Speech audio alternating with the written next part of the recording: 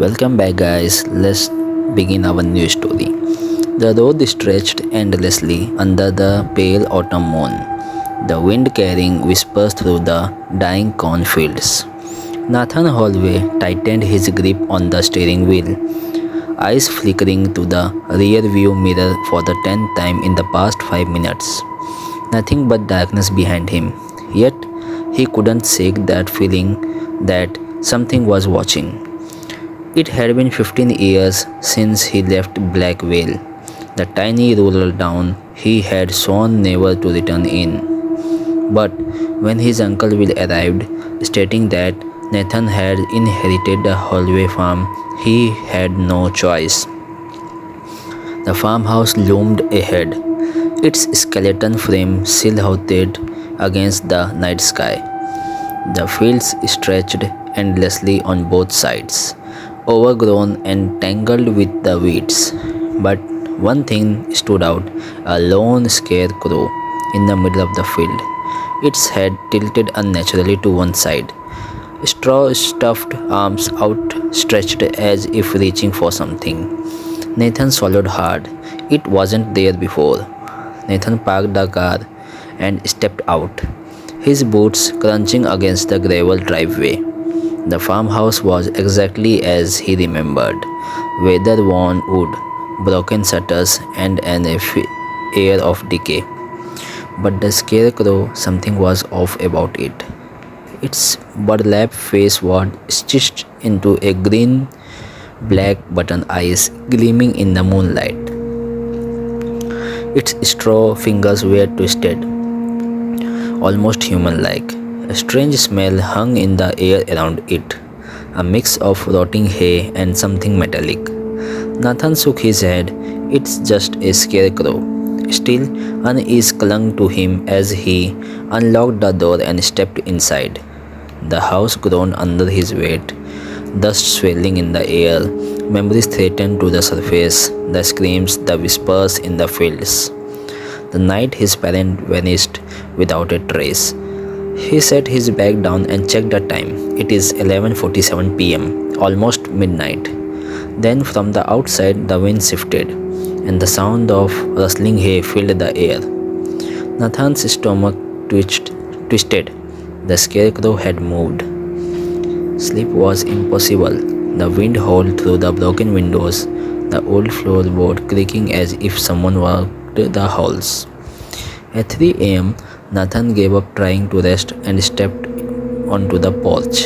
The night was silent, but in the field, Scarecrow was gone. Nathan's pulse pounded. He grabbed a flashlight and stepped towards the cornfield, his breath fogging in the cold air. The stalks swayed eerily, parting as if something had moved through them. Then he heard it, a whisper, low, ragged, inhuman. Nathan swung the flashlight widely, its beam cutting through the darkness. The field was empty until something shifted behind him. He turned and the beam landed on the scarecrow. Now standing at the edge of the field, its arms were lowered as if it had been walking. Nathan stumbled back, heart hammering. That wasn't possible. Scarecrows don't move.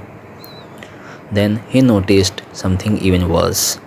The grin stitched into its burlap face has widened. Nathan locked the doors, barricaded the windows, and kept the flashlight in hand. By morning, the scarecrow was back on its post, exactly where it had been the night before. Had he imagined it all? Shaking off the unease, he drove into the town seeking answers. The locals were wary, their eyes dark with something unspoken. An old man at a dinner finally broke the silence. "You shouldn't have come back," he muttered. Nathan frowned. "Why?" The man's finger trembled around his coffee cup. "The harvest man doesn't like to be disturbed." Nathan felt his blood run cold. "The scarecrow?" The man nodded.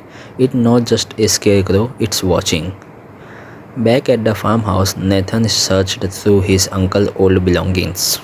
digging through the faded photographs and brittle newspaper clippings. Then he found it, a diary belonging to his grandfather. At October 12, 1898, the harvestman must be fed. He watches the field, he keeps the land alive, but if he is forgotten, he wakes. Nathan's hands shook. The pages detailed a ritual, a curse placed upon the Holloway farm. A scarecrow was more than a protector, it was a prison, and someone had set it free. That night, the noises returned, a whispers in the field, footsteps scraping against the wood of porch. Nathan clutched a knife, breathing heavily. Then three slow knocks at the front door. His stomach dropped. He forced himself to look through the peephole. The scarecrow stood on the porch. Up close, its burlap face was horrifying. Its stitched again grin dripping with something dark. The black buttons of its eyes reflecting like light like real pupils.